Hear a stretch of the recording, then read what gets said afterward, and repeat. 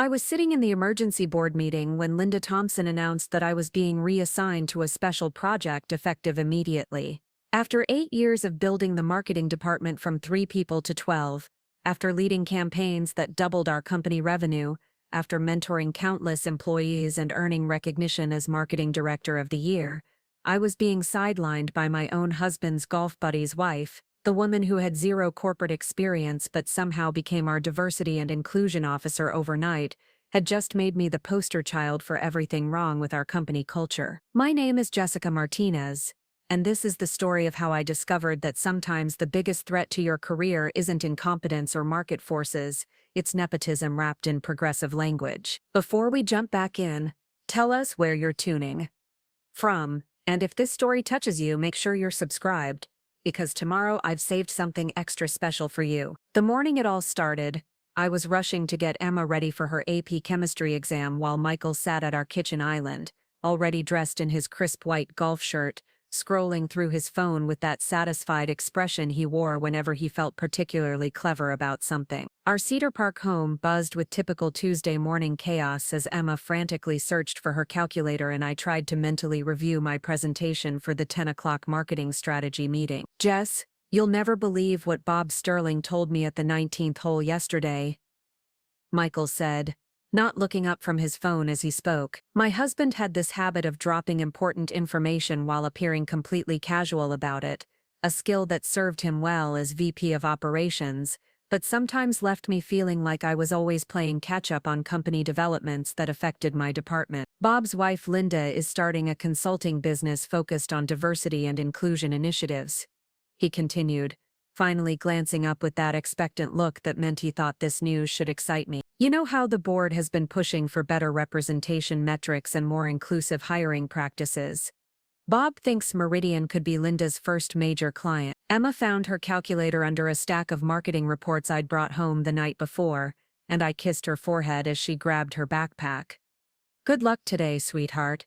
Remember what we practiced about showing your work on the thermodynamics problem. Mom, I've got this, she replied with the confident smile that reminded me so much of myself at 17, before corporate politics taught me that competence didn't always translate to recognition. Are you presenting the new campaign strategy today? I am, and I think it's going to revolutionize how we approach client acquisition in the healthcare sector, I said, feeling that familiar surge of excitement that came with innovative work. The campaign I'd developed over the past 6 months represented everything I loved about marketing, combining data-driven insights with creative storytelling to solve real business problems. After Emma left for school, Michael returned to his Linda Thompson topic with renewed enthusiasm. I told Bob that you'd probably love to collaborate with Linda on developing marketing strategies for diversity initiatives. It could be a great opportunity for cross-departmental synergy. I paused while loading the dishwasher, trying to process what felt like a conversation that had moved several steps ahead while I was focused on parenting. Michael, I appreciate that you want to help, but I don't know anything about Linda's qualifications or experience. Marketing diversity initiatives requires understanding both marketing principles and inclusion best practices. It's not something you just decide to do because it sounds progressive. Come on, Jess, Michael said with that slightly patronizing tone he used when he thought I was being unnecessarily cautious. Linda has a master's degree in organizational psychology, and she's been involved in community outreach programs for years. Sometimes fresh perspectives are exactly what established departments need to avoid groupthink. The comment stung because it implied that my department suffered from stale thinking, when in fact we'd consistently delivered innovative campaigns that exceeded performance targets. But I'd learned over 8 years of marriage and 6 years of working at the same company as my husband, that picking battles over casual comments rarely proved productive. Michael meant well, but he sometimes forgot that his suggestions carried weight beyond their intentions when they involved company matters. I arrived at Meridian Tech's downtown Austin office building with 15 minutes to spare before my presentation,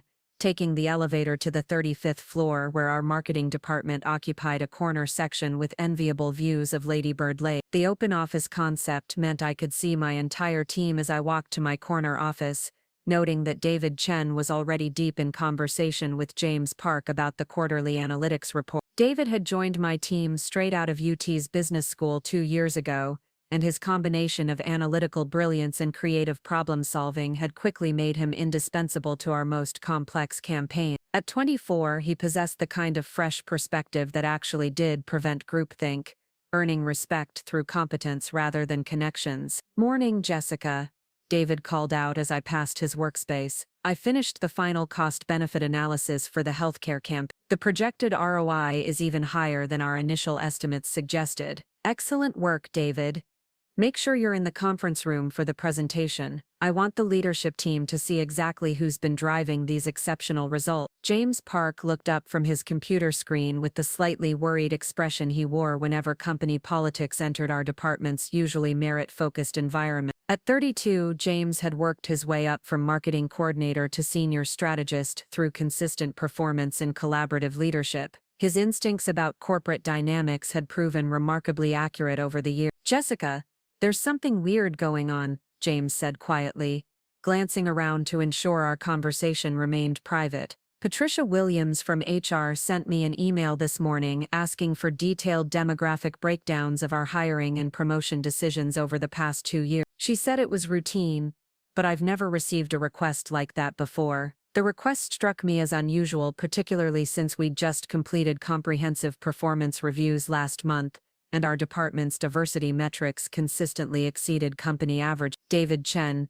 James Park, Maria Santos, Kevin Thompson, and the rest of my team represented a range of backgrounds and perspectives that contributed to our creative success. We hired based on talent and potential, promoted based on performance, and created an inclusive environment where everyone could contribute their best work. "Did she mention what prompted the request?" I asked, feeling the first stirring of unease about Michael's casual breakfast announcement regarding Linda Thompson's potential consulting role. "She said the company was conducting a comprehensive audit of all departments to identify areas for improvement in our diversity and inclusion practices," James replied. "She emphasized that it wasn't punitive, just part of our commitment to continuous improvement and compliance with best practices." The timing felt suspicious, coming immediately after Michael's mention of Linda Thompson's business aspirations and the board's recent focus on diversity metrics. I'd supported every diversity initiative Meridian had implemented since I joined the company, but I'd also learned to be cautious when corporate bureaucracy began generating requests for data without clear explanations of how that data would be used. My 10 o'clock presentation went exceptionally well, with the healthcare campaign receiving enthusiastic approval from CEO Bob Sterling and unanimous support from the leadership team. The strategy promised to increase our market share in the healthcare technology sector by 30% over the next 18 months, while establishing Meridian as a thought leader in patient engagement solutions. "Outstanding work, Jessica," Bob Sterling said, as the meeting concluded. "This campaign represents exactly the kind of innovative thinking that sets Meridian apart from our competitors. I'm particularly impressed by the way your team integrated user experience research with traditional marketing metrics." "Thank you, Bob." David Chen deserves significant credit for the analytical framework that made this campaign possible. His insights into healthcare decision-making processes were instrumental in developing our targeting strategy. Bob nodded approvingly, making notes in his leather portfolio. "We need more young talent like David advancing through our organization."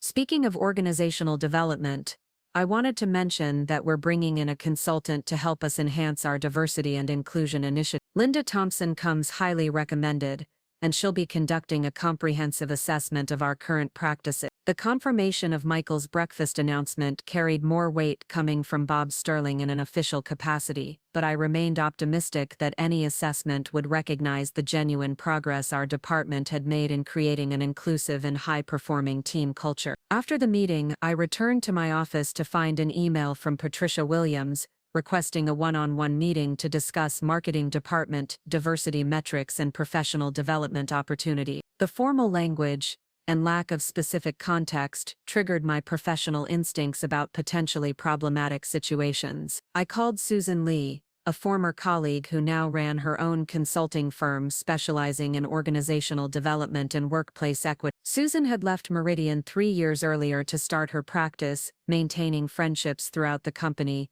while gaining valuable perspective on corporate diversity initiatives from an external viewpoint. "Susan, I need some informal advice about a situation that's developing here. I said after we'd exchanged pleasantries. The company is bringing in a diversity consultant, and HR is suddenly requesting detailed demographic data about my department's hiring and promotion decisions. My gut tells me something feels off about the timing and approach. What do you know about the consultant? Susan asked immediately. Legitimate diversity work requires specific expertise and ethical framework. Too many organizations hire consultants based on personal connections rather than professional qualifications, which often creates more problems than it solves. That's what concerns me, I admitted. The consultant is Bob Sterling's wife, and she's a friend of my husband. I don't know her professional background, but the way this was introduced suggests personal relationships played a role in her selection. Susan's pause indicated she shared my concerns. Jessica, you need to be very careful here. I've seen situations where unqualified consultants use diversity initiatives to settle personal scores or advance their own agendas. The fact that she has personal connections to leadership creates potential conflicts of interest that could compromise the integrity of any assessment. What would you recommend? I asked, appreciating Susan's direct approach to complicated workplace dynamics. Document everything, Susan replied without hesitation. Keep records of all your department's hiring decisions, promotion rationale, performance metrics, and team feedback. Create a portfolio that demonstrates your commitment to inclusion and your team's success. If someone challenges your leadership, you want objective evidence of your performance and value. That afternoon, I spent 2 hours compiling comprehensive documentation of our department's inclusive practices, performance outcomes, and team development initiatives. The exercise reinforced my confidence in our approach while highlighting how much we'd accomplished in creating an environment where diverse talent could thrive. David Chen knocked on my office door around 4 o'clock, holding a printed email with an expression that combined confusion with concern. Jessica, I received something strange from HR about scheduling a meeting with the new diversity consultant. The email asks me to prepare examples of challenges I've faced related to workplace inclusion and advancement opportunities. Did the email specify what kind of examples they're looking for? I asked, noting that David had been promoted twice in 2 years, based on exceptional performance, and had consistently expressed satisfaction with his career development at Meridian. It's pretty vague, David replied, handing me the printed email. But it feels like they're fishing for complaints or problems that don't actually exist. I've never felt excluded or overlooked here. In fact, this is the most supportive work environment I've ever experienced. The email's language troubled me because it seemed designed to elicit negative feedback rather than gather balanced information about workplace experience. Legitimate diversity assessments typically used neutral phrasing that allowed for positive, negative, and mixed. Preparing and narrating this story took us a lot of time, so if you are enjoying it, subscribe to our channel. It means a lot to us. Now back to the story. Responses, rather than implying that problems must exist. James Park appeared in my doorway a few minutes after David left, wearing the expression he reserved for particularly concerning developments. Jessica, I just got off the phone with Maria Santos. She received a call from the new diversity consultant, asking about promotional opportunities for women and minorities in our department. The consultant seemed surprised when Maria explained that you've been an exceptional mentor and advocate for her career development. Maria Santos had joined our team as a marketing coordinator 3 years ago, and had been promoted to senior marketing specialist last year based on her outstanding performance on client retention campaigns. She frequently credited our department's collaborative culture and professional development support for her rapid advancement. What exactly did the consultant say that concerned Maria? I asked, feeling increasingly troubled by the apparent direction of these conversations. She said the consultant kept asking leading questions about whether Maria felt held back by existing leadership or if she'd experienced any barriers to advancement, James explained. When Maria emphasized how supportive you've been, and how much she's learned from working with you, the consultant seemed disappointed with her responses. The pattern suggested that Linda Thompson's assessment was operating from a predetermined conclusion rather than conducting objective research into our department's actual practices and outcomes. Legitimate diversity work seeks to understand complex realities rather than confirm pre-existing narratives. That evening, Michael arrived home later than usual. immediately launching into an enthusiastic account of his day that centered on Linda Thompson's initial meetings at Meridian. Linda is incredibly impressive, Jess. She's already identified several areas where we can improve our inclusion practices and create more equitable advancement opportunities. What specific areas did she identify? I asked, trying to keep my tone neutral while gathering information about Linda's assessment methodology and initial findings. She thinks some departments have developed insular cultures that inadvertently exclude diverse perspectives, Michael replied, settling into his favorite armchair with a craft beer. She's particularly interested in examining how leadership positions are filled and whether existing managers are creating opportunities for underrepresented employees to advance. The description felt like a thinly veiled criticism of my leadership approach, despite our department's documented success in hiring, developing, and promoting diverse talent. I wondered if Linda had shared these observations with Michael specifically, or if he was drawing his own conclusions from their conversations. Did she mention any specific examples or department? I asked, though Michael's emphasis on leadership positions and advancement opportunities suggested my department was already under scrutiny. Not specifically, but she's conducting comprehensive interviews with employees across all levels to get a complete picture of our organizational culture,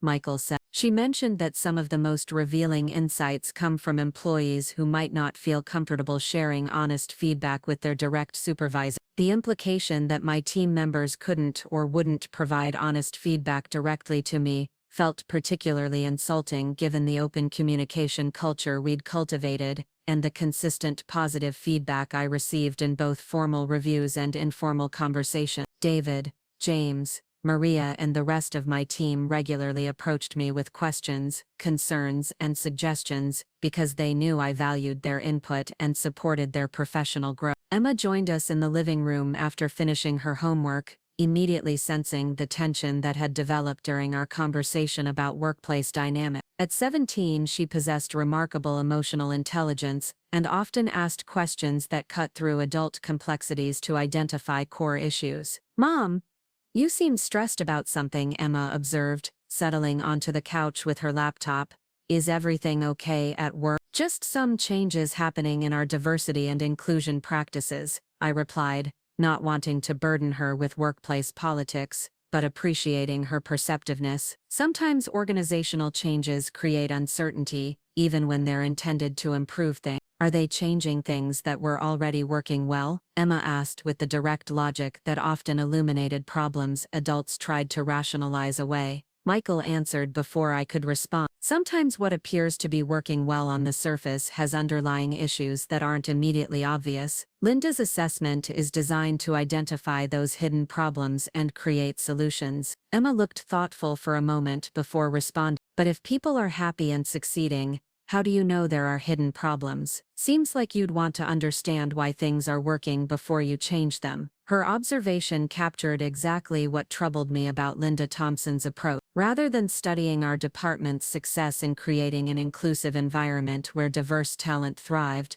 the assessment seemed focused on finding problems that would justify predetermined solutions. That night, I lay awake, thinking about Susan Lee's advice to document everything and David Chen's confused reaction to questions that assumed workplace problems must exist. My team's genuine satisfaction with their career development and advancement opportunities contradicted the narrative Linda Thompson seemed determined to construct. But I worried that their positive experiences might be dismissed as evidence of their inability to recognize subtle forms of exclusion. The next morning brought an email from Patricia Williams requesting that I attend a meeting with Linda Thompson to discuss leadership development opportunities and best practices for inclusive management. The scheduling notification indicated that similar meetings were being held with all department heads, but the specific language about my leadership style felt more targeted than the generic phrasing typically used for company-wide initiatives. I arrived at the conference room 15 minutes early, using the time to review my documentation and center myself for what felt increasingly like a defensive conversation,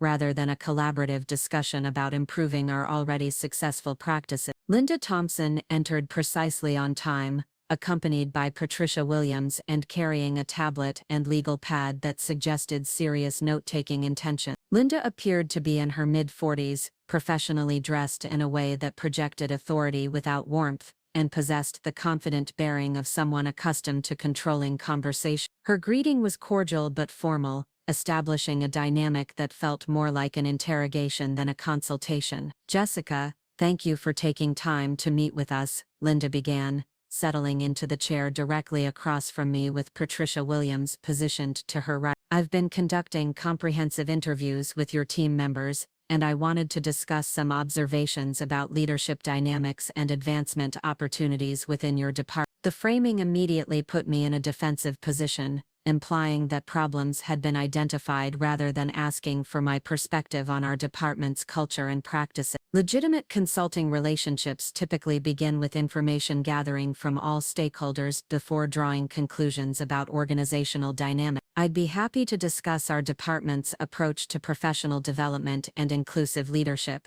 I replied, maintaining professional composure while noting Linda's presumptive tone. "Our team has achieved exceptional results in both performance metrics and employee satisfaction, and I'm always interested in learning about additional strategies for supporting their continued growth." Linda consulted her notes before responding, a gesture that felt theatrical given that she'd presumably reviewed this information before scheduling our meeting. "I've noticed some concerning patterns in how advancement opportunities are distributed within your department." Several team members expressed feeling uncertain about the criteria for promotion and the feedback process for career development. The assertion directly contradicted my regular conversations with team members about their career goals and the transparent promotion criteria we'd established based on performance metrics, skill development, and leadership potential. David Chen, James Park, and Maria Santos had all received clear feedback about their advancement timelines and the specific achievements that had led to their promotions. "Could you provide specific examples of these concerns?" I asked, genuinely curious about which team members had expressed uncertainty,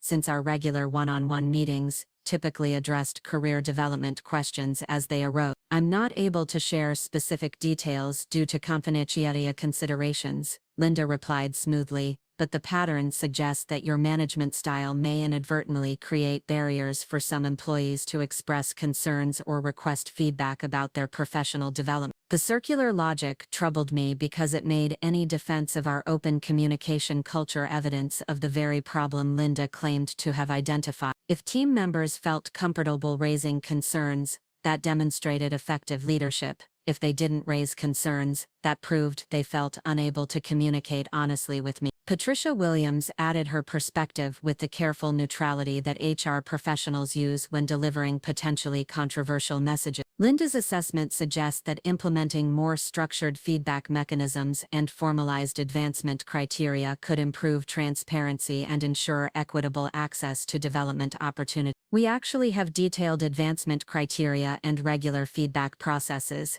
I responded, pulling out my documentation. "Each team member receives quarterly performance reviews with specific goals and development plans. Promotion decisions are based on measurable achievements and demonstrated competencies. I can provide examples of how this process has worked for David Chen, Maria Santos, and other team members who've advanced through our department." Linda glanced at my documentation but didn't examine it closely, suggesting that evidence contradicting her conclusions wasn't particularly welcome.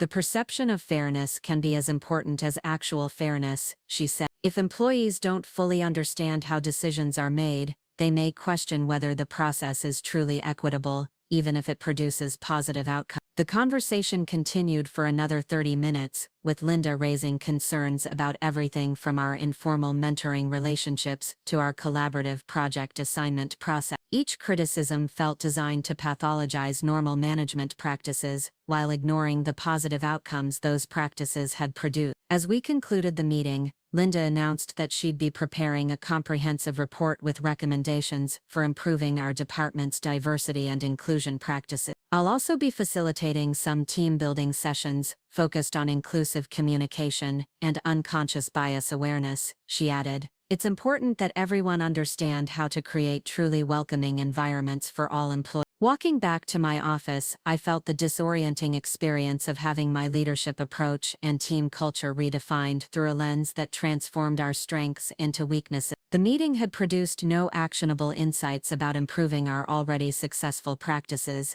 but had generated a list of problems that seemed to exist primarily in Linda Thompson's interpretation of perfectly normal workplace interaction. The real shift began 3 days after my meeting with Linda Thompson when David Chen appeared at my office door looking genuinely confused and slightly hurt. He held a printed email in one hand, and his laptop in the other, the kind of posture that suggested he'd been wrestling with something for hours before deciding to bring it to my attention. "Jessica, I need to talk to you about something that happened in my session with the diversity consultant," David said, closing my office door behind him with the careful deliberation he typically reserved for discussing sensitive client information. "I don't understand what's happening, but I feel like I need to tell you what Linda Thompson suggested during our conversation." I gestured for him to take a seat in one of the chairs across from my desk, noting the way he arranged his materials with the precise organization that made him such an effective project manager. David had always approached workplace challenges with analytical thinking and clear communication, qualities that made his current discomfort particularly significant. "She started by asking me about my career trajectory and advancement opportunities at Meridian," David began, consulting the notes he'd apparently taken immediately after their meeting. I explained how I'd been promoted twice in 2 years and described the mentoring relationship we've developed and the specific skills I've gained working on our major campaign. The fact that David had taken notes during or immediately after his consultation with Linda suggested he'd found the conversation problematic enough to warrant documentation, a practice he typically reserved for complex client negotiations or technical discussions requiring precise record keeping. "Linda seemed disappointed when I described my positive experiences," David continued, his expression reflecting genuine bewilderment. "She asked me whether I'd ever felt that my advancement was limited by existing management structures, or whether I'd noticed other employees receiving preferential treatment based on personal relationships, rather than merit." The question revealed Linda's predetermined assumption that workplace problems must exist, even when the employee in question had experienced consistent support and advancement. David's confusion stemmed from being asked to identify problems he'd never experienced while working in an environment that had genuinely supported his professional growth. When I told her that I'd never experienced anything like that and that our department operates on clear performance metrics, she suggested that I might not be recognizing subtle forms of bias because they can be difficult to detect when you're experiencing them, David explained, referring to his note. She said that sometimes employees develop positive relationships with managers who are unconsciously limiting their potential without either party realizing it. The psychological manipulation involved in Linda's response was sophisticated and troubling. By suggesting that David's positive experiences were evidence of his inability to recognize his own oppression, she was attempting to undermine his trust in his own perceptions and experiences while positioning herself as the expert who could identify problems he was too naive to see. "What troubled me most," David continued, "was when she asked me to think about whether working so closely with you might be preventing me from developing relationships with other senior leaders who could offer different perspectives on my career development. She implied that relying on one mentor, even a supportive one, could limit my exposure to diverse leadership styles and opportunities. The suggestion that our effective mentoring relationship was actually a limitation rather than an asset demonstrated Linda's ability to reframe positive workplace dynamics as potential problems. David's rapid advancement and skill development under my guidance became evidence of insularity rather than effective leadership development. She also asked whether I'd ever considered that my success might come at the expense of other employees who weren't receiving the same level of attention and support.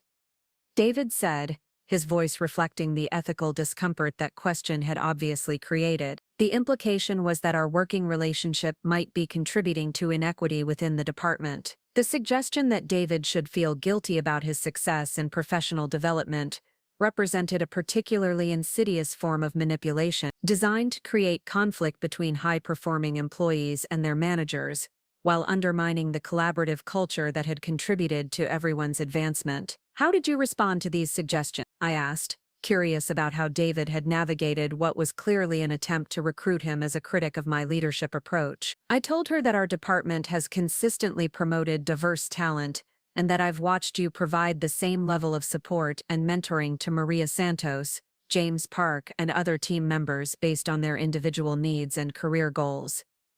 David, I explained that my advancement hasn't prevented others from succeeding, and that we have multiple examples of people growing their careers through different pathways within the department. David's response demonstrated both his integrity and his clear understanding of our department's actual culture, but I worried about how Linda might interpret his defense of our working relationship and his refusal to identify problems that would support her apparent agenda. She seemed frustrated with my responses, David confirmed. She said that my perspective was valuable but suggested that I might benefit from exploring leadership development opportunities outside the marketing department to broaden my experience and avoid becoming too dependent on any single manager's approach. The recommendation that David seek development opportunities elsewhere represented a direct attempt to weaken our team by encouraging one of our strongest performers to distance himself from the department where he'd been most successful. The suggestion was framed as career advice, but functioned as a strategy for undermining effective working relationships. 2 hours after my conversation with David,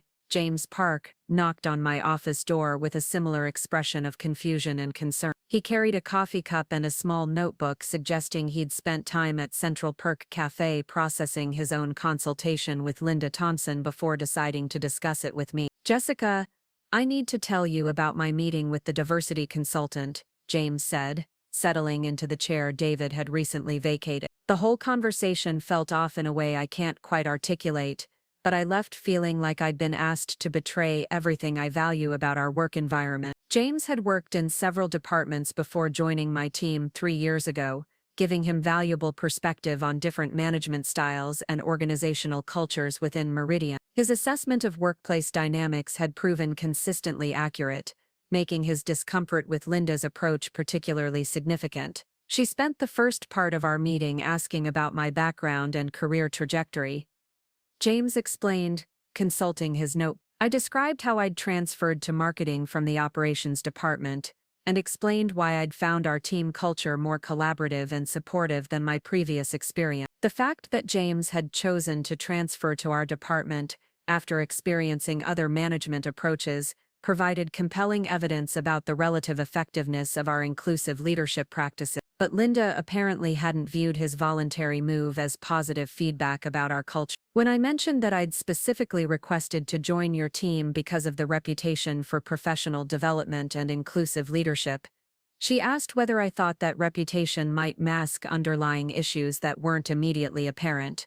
James continued. She suggested that departments with strong reputations sometimes develop blind spots about their own limitations. Linda's ability to transform positive evidence into potential problems demonstrated the unfalsifiable nature of her critique. Our department's reputation for excellence became evidence of possible complacency, while employee satisfaction was reframed as potential naivety about hidden dysfunction. She asked me to think about whether there might be employees in our department who weren't thriving as obviously as others, and whether those differences might reflect systemic issues rather than individual performance variations, his expression reflecting the ethical complexity of the question.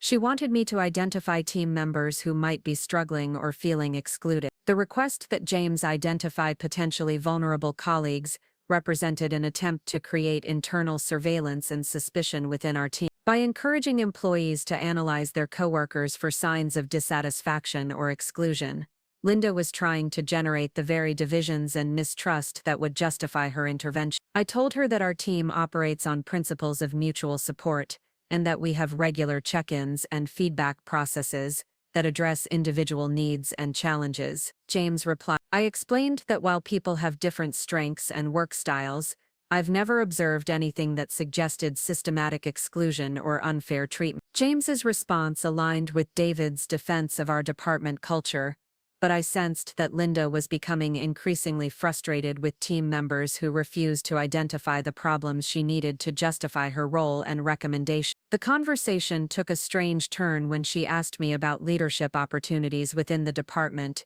and whether I'd ever felt that advancement decisions were made based on unclear criteria. James continued. When I explained our transparent promotion process and gave specific examples of how Maria Santos and David Chen had advanced based on documented achievements.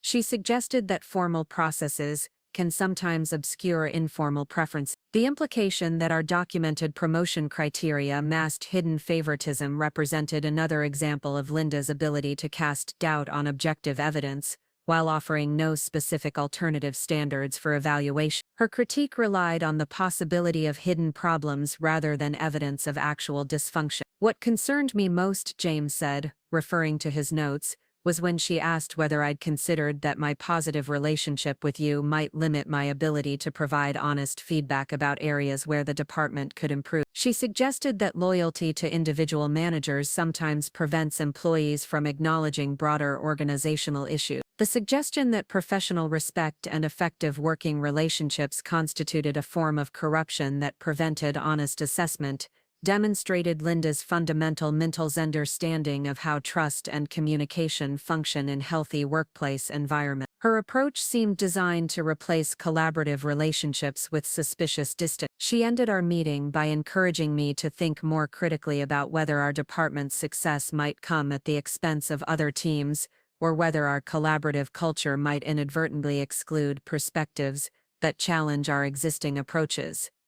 James concluded. She said she'd appreciate any additional insights I might develop after reflecting on these questions. The homework assignment Linda had given James revealed her expectation that employees would continue analyzing their workplace for problems after their formal consultations conclude. By planting seeds of doubt and encouraging continued skepticism about positive experiences, she was attempting to create ongoing instability within our team dynamic. That afternoon, Maria Santos requested a brief meeting to discuss what she described as a confusing conversation with Linda Thompson. Maria had joined our team as a recent college graduate and had thrived in our collaborative environment, advancing from marketing coordinator to senior specialist through consistent high performance and innovative contributions to client retention campaigns. "Jessica, I don't understand what the diversity consultant was trying to accomplish in our meeting," Maria said, settling into my office with the directness that had made her such an effective client liaison. She kept asking questions that seemed designed to make me question whether my advancement was legitimate or whether I'd been given opportunities that should have gone to other people. Maria's experience with Linda's questioning aligned with the pattern David and James had described, suggesting a systematic approach designed to undermine employee confidence in their achievements and their relationships with management. The consistency of Linda's methodology across different employees indicated careful planning rather than spontaneous exploration of workplace dynamics. She started by asking about my career development and the support I'd received since joining the department, Maria explained. When I described the mentoring and skill-building opportunities I'd received and the specific projects that had led to my promotion, she asked whether I'd ever considered that my advancement might have been influenced by factors other than pure merit. The suggestion that Maria's promotion was questionable despite her documented achievements and measurable contributions represented a particularly cruel form of psychological manipulation. By casting doubt on her legitimate success, Linda was attempting to create insecurity about accomplishments that had been earned through hard work and exceptional performance. When I asked what she meant by other factors, she mentioned the importance of ensuring that advancement opportunities were distributed equitably across all demographic groups. Maria continued. She implied that my promotion might have been part of diversity efforts, rather than recognition of my actual contributions to the team. Linda's suggestion that Maria's advancement was tokenistic rather than merit-based revealed the discriminatory assumptions underlying her approach to diversity work. Rather than celebrating the success of underrepresented employees or examining the systems that enabled their achievement, she was suggesting that their accomplishments were automatically suspect. I told her that I'd been promoted based on specific project outcomes and client feedback, and I offered to show her the performance metrics that documented my contribution. She said that metrics could be interpreted in different ways and that the perception of fairness was as important as actual fairness in creating inclusive environment. Linda's dismissal of objective performance data in favor of subjective perceptions represented a fundamental rejection of accountability and evidence-based evaluation. By suggesting that documented achievements were less important than undefined perceptions, she was creating space for arbitrary judgments that could support any predetermined conclusion. The most troubling part of our conversation was when she asked whether I'd ever felt pressured to express gratitude for opportunities that should be available to all qualified employees. Maria continued. She suggested that expecting appreciation for mentoring and development support might create uncomfortable power dynamics for employees from underrepresented backgrounds. The implication that professional gratitude and respectful mentoring relationships constituted inappropriate pressure tactics demonstrated Linda's apparent goal of undermining all positive connections between managers and employees. Her approach seemed designed to replace collaborative professional relationships with suspicious antagonism. She ended by asking whether I'd considered that my positive experiences might not be representative of other employees' experiences, and whether I'd be willing to share any concerns that other team members had expressed about advancement opportunities or workplace inclusion. Maria concluded. She seemed disappointed when I told her that my colleagues had consistently shared positive feedback about our department culture. Linda's request that Maria report on her colleagues' private conversations represented an attempt to create a surveillance network within our team, encouraging employees to monitor and report each other's attitudes and comments. The strategy was designed to generate the very mistrust and division that would justify her intervention. Over the following week, I received similar reports from Kevin Thompson, Sarah Rodriguez, and other team members who had met with Linda Thompson. Each conversation had followed the same pattern: systematic questioning designed to identify problems, skeptical responses to positive feedback, and homework assignments that encouraged continued analysis of workplace dynamics for signs of hidden dysfunction. The consistency of Linda's approach across all team members indicated a predetermined strategy rather than genuine assessment of our department's culture and practices. Her questions were designed to elicit specific types of responses that would support predetermined conclusions about management failures and employee dissatisfaction. Michael arrived home that Thursday evening with obvious excitement about what he described as Linda Thompson's preliminary insights about organizational improvement opportunities at Maria. He launched into an enthusiastic account of her observations while I prepared dinner, clearly impressed by her analytical approach and recommendation. Linda has identified several patterns that she thinks could significantly improve our workplace culture and advancement equity, Michael said, settling at our kitchen island with his tablet to show me what appeared to be a presentation outline. She's going to propose some structural changes that could make a real difference in how we support diverse talent. The fact that Linda had already developed specific recommendations before completing her assessment of all departments confirmed my suspicion that her consultation was designed to justify predetermined solutions, rather than identify actual problems. Legitimate organizational development work typically involves comprehensive analysis before proposing interventions. What kinds of structural changes is she recommending? I asked, trying to maintain neutral curiosity while noting Michael's obvious investment in Linda's success and credibility. She thinks we need more formal mentoring programs that rotate employees through different supervisors to ensure they're exposed to diverse leadership styles, Michael explained, consulting his tablet. She's also suggesting that advancement decisions should involve broader input from multiple departments to prevent any single manager from having too much influence over career development. The proposed rotation system would effectively dismantle the stable mentoring relationships that had contributed to our team's success, while the multi-departmental input requirement would introduce political considerations and potential conflicts of interest into what had been objective performance-based promotion decisions. She's particularly concerned about departments that have developed strong internal cultures, because they can inadvertently become insular and resistant to different perspectives.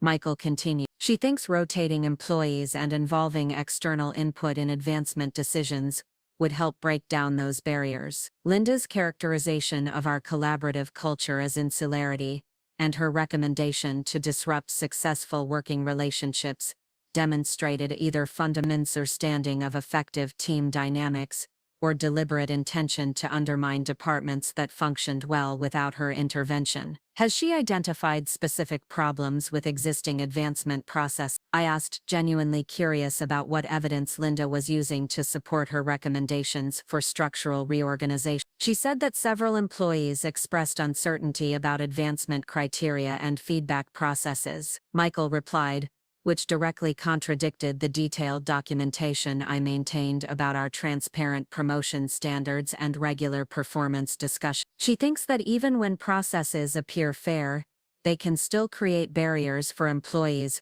who don't feel comfortable advocating for themselves. The claim that our advancement processes created barriers contradicted extensive evidence of successful career development for employees from diverse backgrounds, but Linda's methodology apparently relied on theoretical possibilities rather than documented outcomes. Did she mention specific examples of employees who felt uncomfortable with our current processes? I asked, noting that Michael seemed to be repeating Linda's characterizations without questioning their accuracy or asking for supporting evidence. She can't share specific details due to confidentiality, Michael said, unknowingly echoing the same response Linda had given me during our meeting. But she emphasized that these kinds of issues are often subtle and difficult to detect without systematic analysis. The claim that problems were too subtle to detect except through Linda's special expertise represented a convenient justification for critiques that couldn't be supported with observable evidence. Her approach relied on the assumption that hidden dysfunction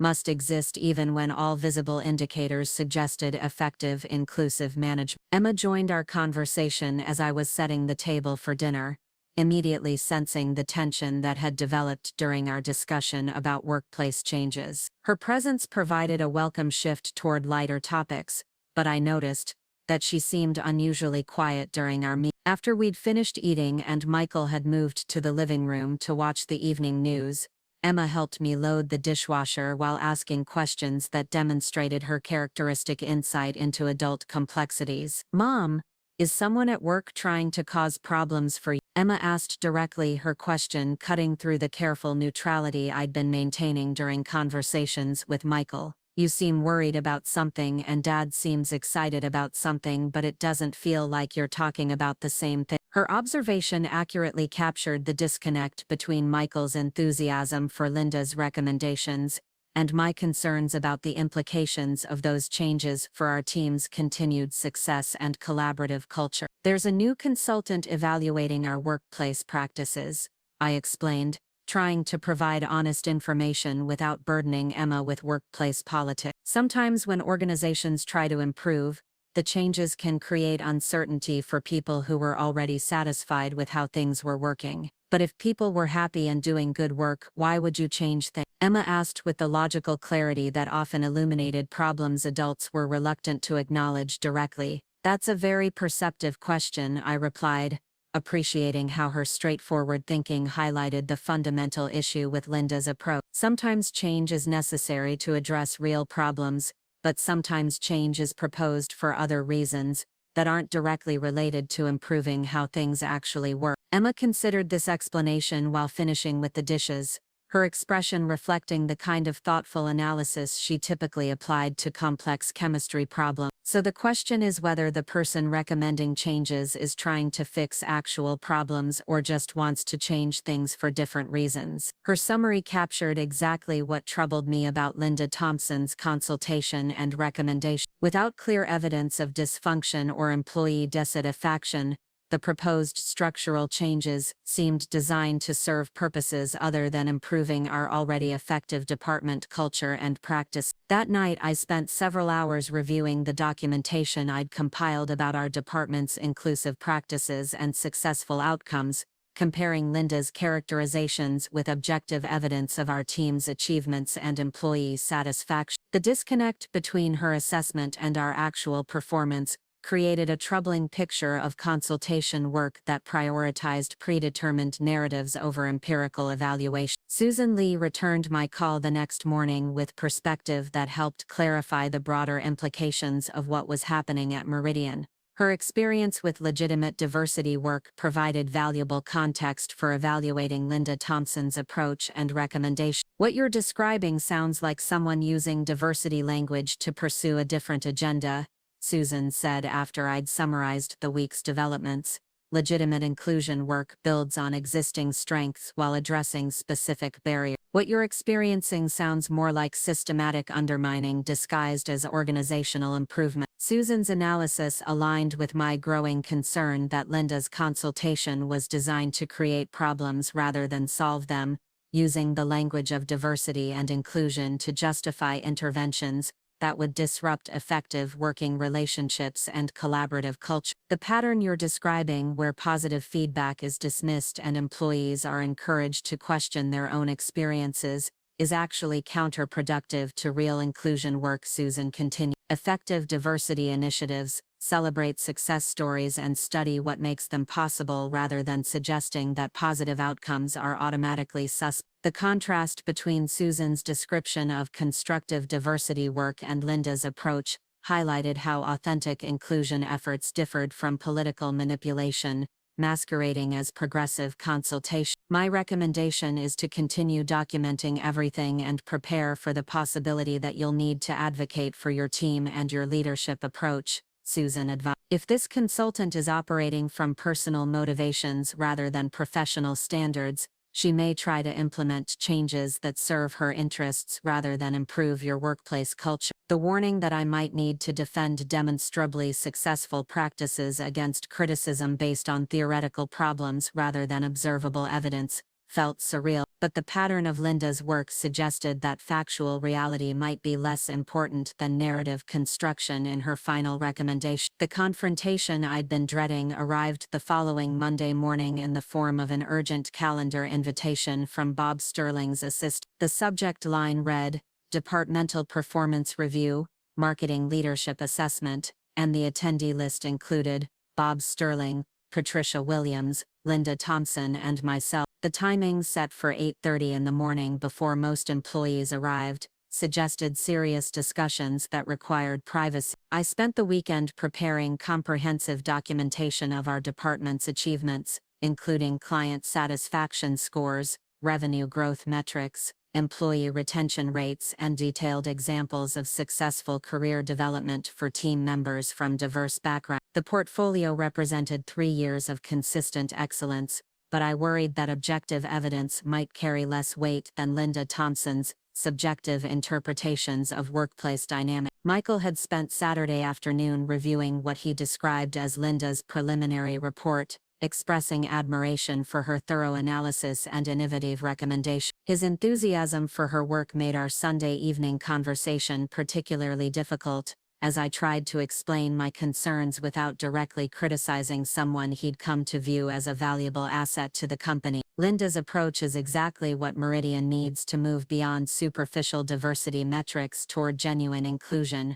Michael said while reviewing her executive summary on his tablet. She's identified systemic issues that weren't obvious to people working within the existing structure. The characterization of our department's practices as superficial despite documented success in hiring, developing, and promoting diverse talent felt particularly frustrating. But I recognized that Michael was repeating Linda's framing without necessarily understanding its implications for my team's continued effectiveness. What specific systemic issues did she identify? I asked, hoping to understand whether Linda's report contained concrete examples of problems or relied primarily on theoretical concerns about potential hidden barriers. She found that several departments have developed informal networks and mentoring relationships that can inadvertently exclude employees who don't naturally connect with existing leadership styles, Michael explained, consulting Linda's executive summary. She recommends implementing structured rotation programs and formal mentoring assignments to ensure equitable access to career development opportunities. The proposal to replace our organic mentoring relationships with bureaucratic assignments demonstrated Linda's fundamental misunderstanding of how effective professional development actually occurs. The personal connections and mutual respect that had contributed to David Chen's rapid advancement and Maria Santos' successful career growth couldn't be replicated through formal assignments and mandatory rotation. Did her report include specific examples of employees who felt excluded from informal networks? I asked, noting that Michael seemed to be accepting Linda's characterizations without questioning the evidence supporting her conclusion. She said that many of these issues are subtle and that employees might not feel comfortable expressing concerns directly, especially when they have positive relationships with their immediate supervisors. Michael replied, unknowingly echoing the circular logic Linda had used during our previous conversation. The suggestion that positive employee relationships were evidence of hidden problems rather than successful management created an unfalsifiable critique that could transform any workplace success into potential dysfunction. Linda's methodology appeared designed to generate criticism regardless of actual outcomes or employee satisfaction. Emma interrupted our conversation by joining us in the living room with her chemistry textbook, settling onto the couch to review molecular bonding diagrams while listening to our discussion with the analytical attention she typically applied to complex scientific problems. "Dad, what you're describing sounds like someone trying to fix something that isn't broken," Emma observed without looking up from her textbook. "In chemistry, if you add reactive agents to a stable compound, you usually create instability rather than improvement." Her analogy captured exactly what troubled me about Linda's recommendations. Our department functioned as a stable, productive system that generated consistent positive outcomes for both the company and individual employees. Introducing disruptive changes without clear evidence of dysfunction seemed likely to damage rather than improve our effectiveness. "Sometimes systems that appear stable have underlying weaknesses that aren't immediately apparent," Michael responded, defending Linda's approach. "Professional consultation can identify potential problems before they become serious issues, but how do you know the consultant isn't creating problems rather than finding them?" Emma asked with the direct logic that often cut through adult rationalization. "If everyone in the system is happy and producing good results, maybe the system is actually working well." The exchange between Michael and Emma highlighted the fundamental question about Linda Thompson's work at Meridian. Without clear evidence of employee dissatisfaction or performance problems, her recommendations for structural changes seemed designed to create the very instability that would justify her continued involvement. I arrived at the office Monday morning, 30 minutes early, to review my documentation one final time and mentally prepare for what felt increasingly like a defensive presentation rather than a collaborative discussion about department performance. The conference room Bob Sterling had reserved was located on the executive floor, a detail that emphasized the formal nature of our meeting and its potential implications for my continued leadership role. Linda Thompson was already seated at the conference table when I arrived, reviewing a thick portfolio of materials that I assumed contained her formal assessment of our department's practices and culture. She looked up briefly to acknowledge my arrival with a professional nod, but returned immediately to her documentation, creating an atmosphere of serious preparation rather than collegial discussion. Patricia Williams entered a few minutes later carrying her own materials and laptop, followed immediately by Bob Sterling with the brisk efficiency he brought to all business meetings. The assembled group felt more like a tribunal than a performance review,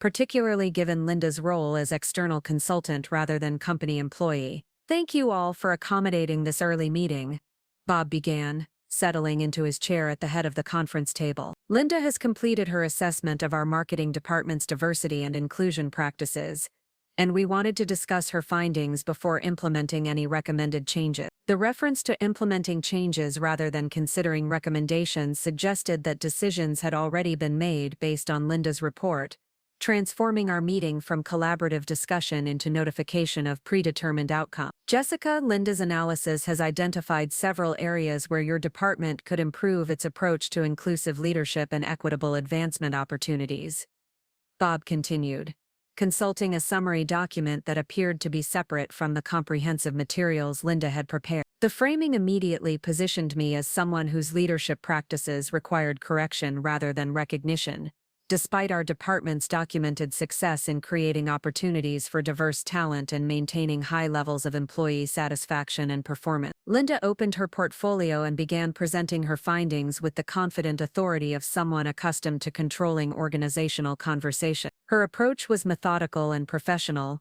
but the content revealed predetermined conclusions rather than objective analysis of our department's actual practices and outcomes. My assessment identified several concerning patterns in how the marketing department approaches professional development and advancement decisions. Linda began, consulting her material. While the department has achieved positive performance metrics, the processes used to achieve those outcomes may not be sustainable or equitable in the long term. The acknowledgement of our positive performance followed immediately by criticism of our methods demonstrated Linda's ability to dismiss successful outcomes while focusing entirely on theoretical problems with our approach. Her assessment appeared designed to minimize our achievements while maximizing concerns about potential hidden issues. Specifically, I found that the department relies heavily on informal mentoring relationships and subjective performance evaluations that may inadvertently favor employees who naturally align with existing leadership preferences. Linda continued, presenting a slide that listed what she characterized as problematic practices. The characterization of our documented, objective performance metrics as subjective evaluations represented a fundamental misrepresentation of our actual advancement process. David Chen's promotions had been based on measurable achievements in campaign development and client management, while Maria Santos's advancement reflected specific contributions to customer retention and strategic planning initiatives. I also identified concerns about the concentration of decision-making authority in a single department head, which can create barriers for employees who might benefit from exposure to different leadership styles and developmental approaches. Linda, presenting another slide that outlined her recommended structural changes. The suggestion that effective departmental leadership constituted excessive concentration of authority revealed Linda's apparent goal of fragmenting successful management relationships, while introducing external oversight that would dilute accountability and decision-making efficiency. Linda's recommendations include implementing formal mentoring rotations that would expose employees to leadership styles from across the organization. Bob explained, clearly endorsing the proposed change. We would also establish cross-departmental input panels for advancement decisions to ensure that multiple perspectives inform career development opportunities. The proposed rotation system would effectively dismantle the stable working relationships that had contributed to our team's collaborative culture and exceptional performance. While the cross-departmental panels would introduce political considerations and potential conflicts of interest into what had been merit-based promotion decisions, I'd like to review the specific evidence supporting these recommendations, I said, opening my own portfolio of documentation. Our department's advancement decisions have been based on clear performance metrics and documented achievements. I can provide detailed examples of how our mentoring relationships have successfully supported career development for employees from diverse backgrounds. Linda consulted her materials before responding with the same dismissive approach she'd used during our previous conversation. While individual outcomes may appear positive, the processes used to achieve them can still perpetuate systemic barriers that aren't immediately obvious to participants within the system. The circular logic that transformed successful outcomes into evidence of hidden problems made rational discussion impossible, as any defense of our effective practices could be reinterpreted as proof of our inability to recognize subtle dysfunction. For example, Linda continued, employees may feel pressure to express satisfaction with existing arrangements even when they have concerns about equity or inclusion. The concentration of mentoring relationships within a single department can create dependency that limits professional growth and exposure to diverse perspectives. The suggestion that David Chen's rapid advancement represented dependency rather than effective career development demonstrates Linda's determination to pathologize successful professional relationships, regardless of their documented benefits for both individual employees and organizational performance. Patricia Williams added her perspective with the careful neutrality that HR professionals use when implementing potentially controversial policy changes. Linda's assessment aligns with current best practices in organizational development and diversity management. Implementing her recommendations would demonstrate Meridian's commitment to continuous improvement and inclusive leadership. The invocation of best practices provided bureaucratic justification for changes that seemed designed to address theoretical problems rather than improve actual workplace experiences or outcomes. Linda's recommendations appeared to prioritize compliance with external standards over maintenance of effective internal practices. I appreciate the focus on continuous improvement, I responded, pulling out specific documentation. However, I'd like to present evidence of our current practices and outcomes before implementing structural changes. Our retention rates, advancement metrics, and employee satisfaction scores suggest that our approach is generating positive results for diverse talent. The comprehensive data I'd prepared demonstrated clear patterns of success across multiple dimensions of performance and inclusion. But Linda's methodology appeared to prioritize subjective interpretation over objective evidence. Data can be interpreted in different ways, Linda replied smoothly, and positive metrics don't necessarily indicate that all employees feel equally supported or valued. Some of the most effective discrimination is subtle and difficult to measure through traditional performance indicators. The dismissal of documented evidence in favor of unmeasurable concerns about hidden discrimination provided Linda with unlimited flexibility to criticize any workplace arrangement, while avoiding accountability for the accuracy of her assessment. Bob Sterling concluded our discussion by announcing that Linda's recommendations would be implemented as a pilot program beginning the following month. We'll start with the marketing department and evaluate the effectiveness of these changes before expanding them to other areas of the organization. The decision to use our successful department as a testing ground for unproven interventions felt like punishment for our achievements rather than recognition of our effectiveness. The pilot program designation suggested that my team would bear the risks of Linda's experimental approaches while other departments observed the outcomes from a safe distance. As we prepared to leave the conference room, Linda approached me with what appeared to be a conciliatory gesture but felt more like a warning about resistance to her authority.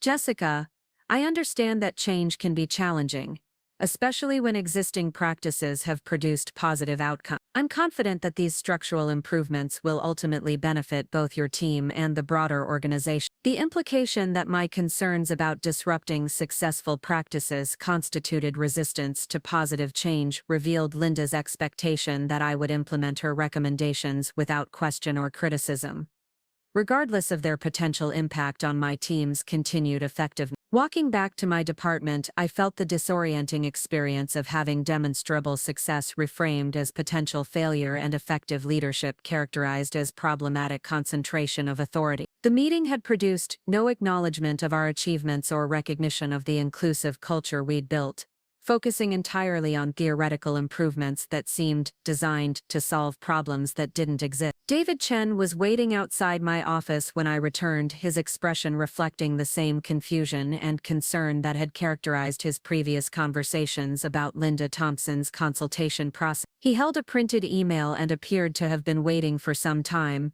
suggesting that developments had occurred during my absence.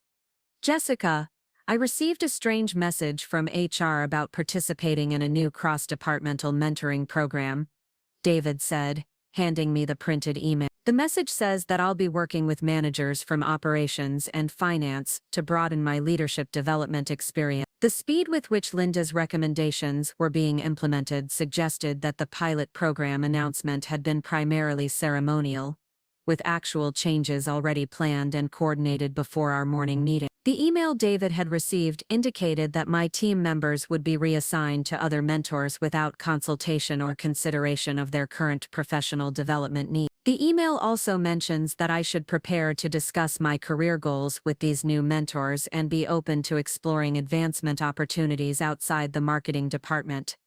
David continued, his voice reflecting genuine bewilderment about the sudden changes to his career development plan. The suggestion that David should explore opportunities outside our department represented a direct attempt to recruit our strongest performer away from the team where he'd been most successful, using the language of career development to justify what amounted to internal poaching. How do you feel about these proposed changes? I asked, curious about David's perspective on the disruption of the mentoring relationship that had contributed significantly to his rapid advancement and skill development. I don't understand the purpose, David replied honestly. I've been promoted twice in 2 years, I'm working on high-visibility projects that challenge me professionally, and I have clear goals for continued advancement within our department. Why would I want to start over with managers who don't know my work or understand my career objective? David's logical analysis of the situation highlighted the fundamental flaw in Linda's approach. Rather than building on successful professional relationships, Her recommendations seemed designed to disrupt effective mentoring arrangements for the sake of theoretical diversity of experience. The email suggests that working exclusively with one mentor might limit my exposure to different leadership styles, David continued, reading from the HR message. But I don't understand how learning from less effective managers would improve my professional development. The blunt assessment that other departments' managers might be less effective than our current arrangement reflected David's direct evaluation of the proposed changes based on his experience with different leadership approaches throughout the company. James Park appeared in my office doorway a few minutes after David left, carrying a similar email and wearing an expression that combined frustration with resignation. His message contained the same language about cross-departmental mentoring and exploration of advancement opportunities outside our current team structure. This feels like punishment for being satisfied with our work environment, James observed, settling into the chair across from my desk. I transferred to this department specifically because of the collaborative culture and effective leadership. Now I'm being told that my positive experience was actually limiting my professional growth. James's perspective on the mandatory mentoring reassignments highlighted how Linda's recommendations transformed employee satisfaction from evidence of good management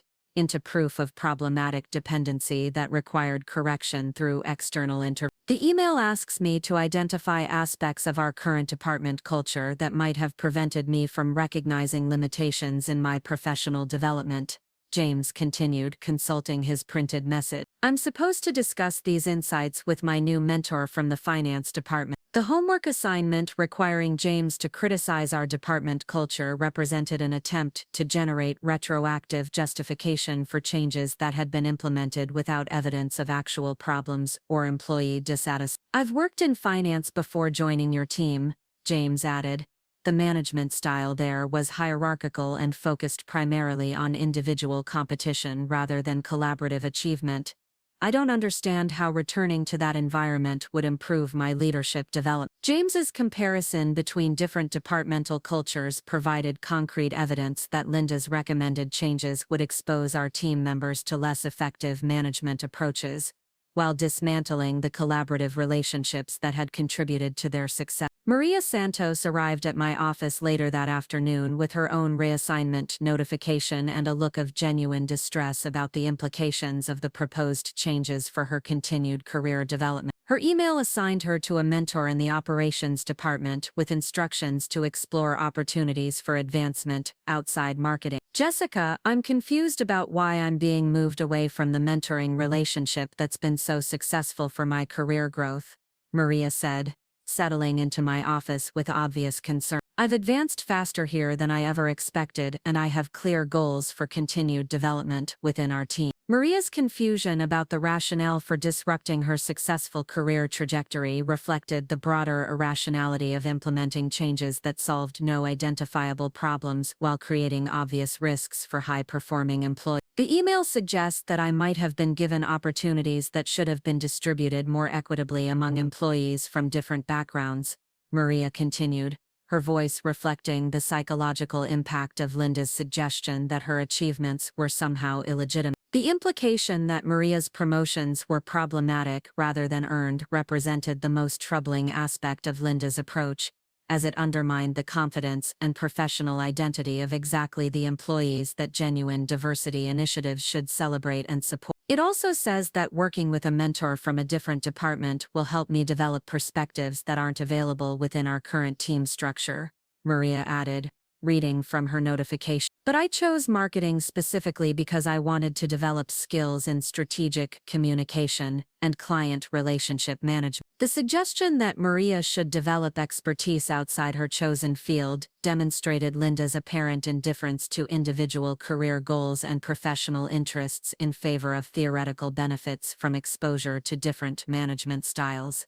The systematic reassignment of my team members to mentors in other departments represented a coordinated effort to dismantle the professional relationships and collaborative culture that had contributed to our consistent success in developing diverse talent and achieving exceptional performance outcomes. Michael arrived home that evening with obvious excitement about what he described as the successful launch of Linda Thompson's pilot program in the marketing department. His enthusiasm for the changes contrasted sharply with with my team members' confusion and concern about the disruption of their professional development. Linda thinks the cross-departmental mentoring program will be a model for improving collaboration and knowledge sharing throughout the organization, Michael said, reviewing implementation updates on his tablet. Bob Sterling is already considering expanding the program to other departments based on the initial response. The premature celebration of a program that had just been announced suggested that its success was being measured by implementation, rather than outcomes, with no consideration of its impact on employee satisfaction or department performance. How are your team members responding to the new mentoring assignments? Michael asked, apparently expecting positive feedback about changes that were being imposed without their input or consent. They're confused about the rationale for disrupting professional relationships that have been contributing to their career advancement, I replied honestly, noting Michael's surprise at my response. Sometimes people resist change even when it's beneficial, Michael said, unknowingly echoing Linda's characterization of employee concerns as resistance rather than legitimate feedback about potentially problematic policy. Emma looked up from her homework at the kitchen table, having listened to our conversation with the analytical attention she typically applied to complex problems. Mom, it sounds like someone is breaking apart teams that work well together without explaining why that would make things better. Her summary captured the essential irrationality of Linda's approach, which prioritized theoretical improvements over demonstrated success while dismissing employee preferences and career goals as irrelevant to organizational decision-making. Sometimes organizations need to make changes to ensure fairness and opportunity for everyone, Michael explained, defending Linda's methodology without addressing Emma's fundamental question about the purpose of disrupting effective arrangement. But if people were already being treated fairly and getting good opportunities, wouldn't you want to study what made that work before you changed it? Emma asked with the logical clarity that often illuminated problems adults were reluctant to acknowledge directly. The conversation highlighted the central contradiction in Linda Thompson's approach to diversity work at Meridian. Rather than studying and replicating the conditions that had enabled our department's success in developing diverse talent, her recommendations seemed designed to disrupt those conditions, without regard for their effectiveness or the preferences of the employees they were meant to benefit. The breaking point came 2 weeks later when I discovered that Linda Thompson had been scheduling individual meetings with my team members to discuss what she euphemistically called transition planning for enhanced professional development opportunity. These sessions were happening during work hours but weren't appearing on official calendars, creating a shadow consultation process that bypassed normal departmental oversight and communication protocol. Kevin Thompson, one of our senior marketing specialists, approached me after one such meeting with obvious discomfort about what he described as an inappropriate conversation that had crossed professional boundaries. Kevin had been with our team for 4 years and had consistently demonstrated both technical expertise and collaborative leadership that made him invaluable to our most complex client relationships. Jessica, I need to tell you about my meeting with Linda Thompson because I think she's trying to create problems that don't exist, Kevin said, closing my office door with the deliberate care he typically reserved for discussing sensitive client information. The conversation felt more like an interrogation than professional development planning. Kevin's characterization of Linda's approach as interrogation aligned with the concerning patterns I'd observed in her previous interactions with team members. But his use of the word inappropriate suggested that she'd escalated her tactics beyond simple leading questions and theoretical concerns about workplace dynamics. She started by asking me about my long-term career goals and whether I felt that working exclusively within the marketing department was limiting my exposure to diverse leadership styles. Kevin explained, consulting notes he'd apparently taken during their meeting. When I told her that I was satisfied with my current trajectory and enjoyed our collaborative team culture, she suggested that my contentment might be preventing me from recognizing missed opportunity. The familiar pattern of dismissing employee satisfaction as evidence of limited perspective continued Linda's systematic approach to undermining positive feedback about our department's culture and practice. But Kevin's obvious discomfort suggested that their conversation had included elements beyond her usual methodology. Then she asked me whether I'd ever noticed preferential treatment for certain employees in our department, and whether I thought advancement decisions were based solely on merit. Kevin continued, his expression reflecting genuine bewilderment. When I explained our transparent promotion criteria and gave specific examples of how David Chen and Maria Santos had advanced based on documented achievements, she asked whether I'd considered that my positive perception might be influenced by my own demographic profile. Linda's suggestion that Kevin's assessment of workplace equity was compromised by his identity represented a sophisticated form of manipulation designed to undermine employee confidence in their own observations, while positioning her as the only objective analyst capable of detecting subtle discrimination. What made me most uncomfortable, Kevin said, referring to his notes, was when she asked whether I'd be willing to provide information about interpersonal dynamics within our team that might not be obvious to management. She specifically wanted to know about private conversations where team members had expressed concerns about fairness or inclusion. The request that Kevin serve as an informant, reporting on his colleagues' private conversations, represented a clear attempt to create surveillance and suspicion within our team while gathering information that could be used to support predetermined conclusions about management failures and employees' satisfaction. When I told her that our team communicates openly about professional concerns and that I'd never heard complaints about unfair treatment,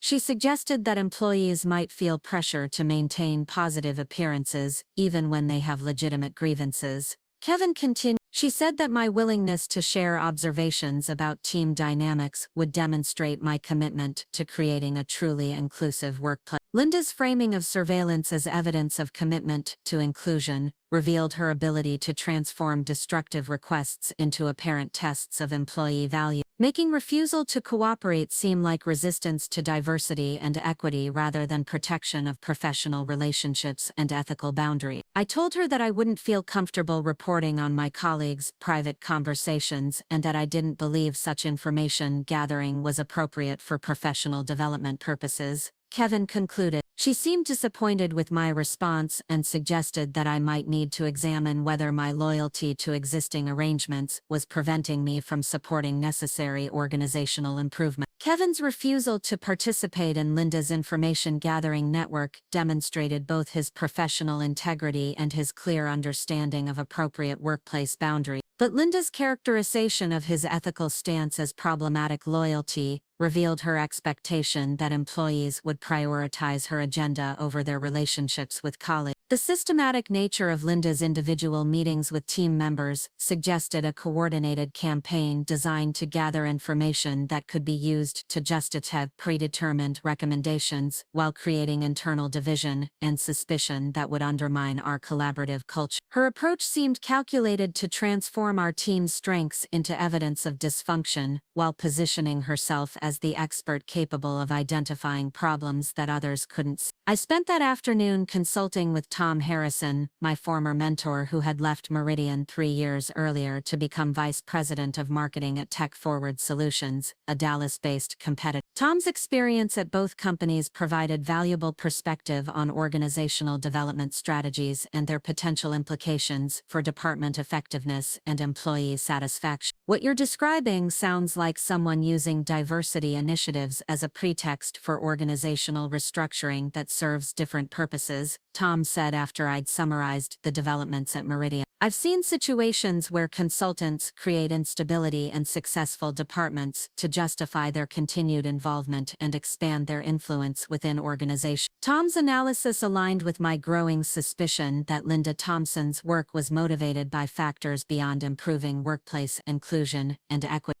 Her systematic dismantling of effective practices and relationships seemed designed to create dependency on her expertise rather than build organizational capacity for sustained success. The pattern of dismissing positive outcomes while emphasizing theoretical problems is particularly concerning.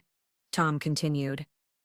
Legitimate organizational development work builds on existing strengths while addressing specific barriers. What you're experiencing sounds more like deliberate destabilization disguised as progressive improvement. The distinction between constructive change and destructive manipulation helped clarify why Linda's approach felt so fundamentally wrong despite its use of appropriate diversity and inclusion language. Her methodology seemed designed to create the very problems that would justify her continued intervention, rather than solve actual workplace issues. My recommendation is to document everything and prepare for the possibility that you'll need to make difficult decisions about your career trajectory, Tom advised. If this consultant is operating from personal rather than professional motivations, she may try to implement changes that compromise your team's effectiveness while protecting herself from accountability for negative outcomes. Tom's warning about potential career implications felt premature, but his suggestion about documentation aligned with Susan Lee's previous advice and my own instincts about protecting both my team and my professional reputation from unwarranted criticism. That evening's conversation with Michael revealed the extent to which Linda Thompson had positioned herself as an indispensable advisor to Meridian's leadership, while characterizing resistance to her recommendations as evidence of problematic attachment to ineffective practices. Michael's enthusiasm for her work had evolved into active advocacy for expanding her influence throughout the organization. Bob Sterling is so impressed with Linda's analysis that he's considering offering her a permanent position as Director of Organizational Development, Michael announced while reviewing company emails on his tablet. She's identified patterns that none of us had recognized and developed solutions that could transform our workplace culture. The possibility that Linda might transition from external consultant to permanent employee with authority over departmental practices represented a significant escalation of her influence at Meridian. Her ability to convince leadership that hidden problems required ongoing intervention suggested sophisticated manipulation of organizational dynamics and executive decision-making processes. What specific patterns did she identify that weren't previously recognized? I asked, noting that Michael seemed to be accepting Linda's characterizations without questioning the evidence supporting her conclusions or considering alternative interpretations of our workplace dynamic. She found that several departments had developed insular cultures that were preventing cross-functional collaboration and limiting exposure to diverse perspectives. Michael explained, consulting what appeared to be a summary of Linda's recommendations for organizational restructure. Her proposed solutions would break down these barriers while ensuring more equitable distribution of development opportunity. The characterization of successful departmental cultures as problematic insularity provided justification for interventions that would disrupt effective working relationships, while introducing bureaucratic oversight that could compromise both efficiency and employee satisfaction. She's particularly concerned about the concentration of mentoring relationships within individual departments because it can create dependency that limits professional growth. Michael continued, unknowingly describing exactly the relationships that had contributed to our team's exceptional performance and career development outcome. Linda's ability to reframe our most successful practices as potential problems demonstrated her skill at identifying organizational strengths and repositioning them as barriers that required external correction, a strategy that would create ongoing demand for her services while undermining existing management effectiveness. Emma interrupted our conversation by joining us in the living room with her physics homework, immediately sensing the tension that had developed during our discussion about workplace change. Her presence provided welcome perspective, as her questions often illuminated adult complexities that were difficult to acknowledge directly. "Mom, you look worried about something again," Emma observed, settling onto the couch with her textbook. "Is the work situation getting worse?" Her direct question cut through the careful neutrality I'd been maintaining during conversations with Michael, highlighting how our family dynamics were being affected by workplace politics that extended far beyond professional disagreements about management practices. Some organizational changes are being implemented that might affect how our department operates, I explained, trying to provide honest information without creating unnecessary anxiety about employment security or family stability. "Are they changing things that were working well?" Emma asked with the logical clarity that often exposed fundamental problems with proposed solutions. Michael answered before I could respond. "Sometimes what appears to be working well needs improvement to ensure fairness and opportunity for everyone." Linda's recommendations are designed to create more inclusive environments that benefit all employees. But if people were already being treated fairly and getting opportunities, wouldn't you want to understand what made that successful before you changed? Emma asked, unknowingly articulating the central flaw in Linda's approach to organizational development. "The problem is that not everyone may have been experiencing the same level of support and opportunity," Michael replied, defending Linda's methodology. Sometimes positive outcomes for some employees can mask underlying issues that affect others. How do you know there are underlying issues if the people supposedly being affected aren't complaining about them? Emma asked with characteristic directness. Her question highlighted the fundamental weakness in Linda's assessment, which relied on theoretical problems rather than documented employee concerns or observable patterns of discrimination and exclusion. The lack of specific evidence supporting her recommendations made them appear more like solutions in search of problems rather than responses to identified workplace issues. The next morning brought an email from Patricia Williams requesting an urgent meeting to discuss what she described as personnel adjustments related to the marketing department restructuring initiative. The formal language and immediate scheduling suggested that decisions had been made without my input, transforming the meeting from consultation into notification of predetermined change. I arrived at the HR conference room to find Patricia Williams seated with Linda Thompson and a folder of documents that appeared to contain official personnel action. The setup felt more like a disciplinary meeting than a collaborative discussion about department management, particularly given Linda's presence as an external consultant rather than company employee. Jessica, thank you for accommodating this meeting on short notice. Patricia began with the careful neutrality that HR professionals use when implementing potentially controversial decisions. We wanted to discuss some organizational adjustments that will be implemented as part of the Diversity and Inclusion Enhancement Initiative. The framing of personnel changes as diversity enhancements provided bureaucratic justification for decisions that appeared to serve Linda Thompson's agenda rather than improve actual workplace equity or inclusion for my team member. Based on Linda's assessment and recommendations, we've decided to redistribute some of the marketing department's responsibilities to create more collaborative cross-functional teams. Patricia continued, consulting her document. This restructuring will provide expanded development opportunities while ensuring more equitable distribution of high-visibility projects. The proposed redistribution of our department's responsibilities represented a direct attack on our autonomy and effectiveness, disguised as an opportunity for enhanced collaboration that would actually fragment our successful team structure while introducing competing priorities and divided loyalty. Specifically, David Chen will be transitioning to a hybrid role that includes responsibilities in both marketing and business development.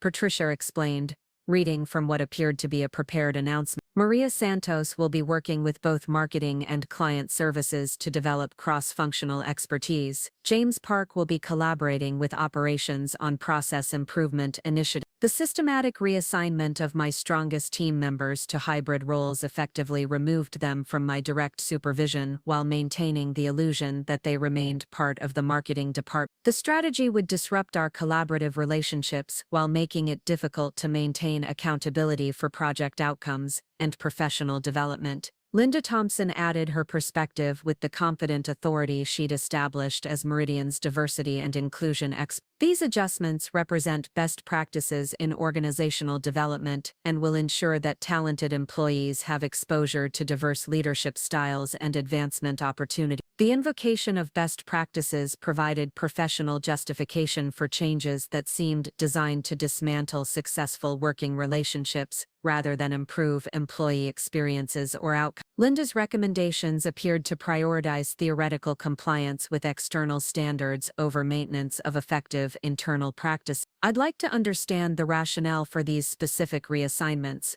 I said, noting that the proposed changes would remove exactly the employees whose rapid advancement and professional development had demonstrated our department's success in supporting diverse talent. The current concentration of high-performing employees within a single department creates potential barriers for equitable opportunity distribution, Linda replied smoothly. Redistributing talent across multiple functional areas will ensure that all employees have access to challenging assignments and career development support. The suggestion that our team's success represented a barrier to equity rather than a model for replication revealed Linda's fundamental misunderstanding of how effective inclusion actually works in organizational settings. Her approach seemed designed to achieve statistical distribution rather than optimize individual outcomes or overall performance. These changes will be implemented gradually over the next month to ensure smooth transition and minimal disruption to ongoing projects.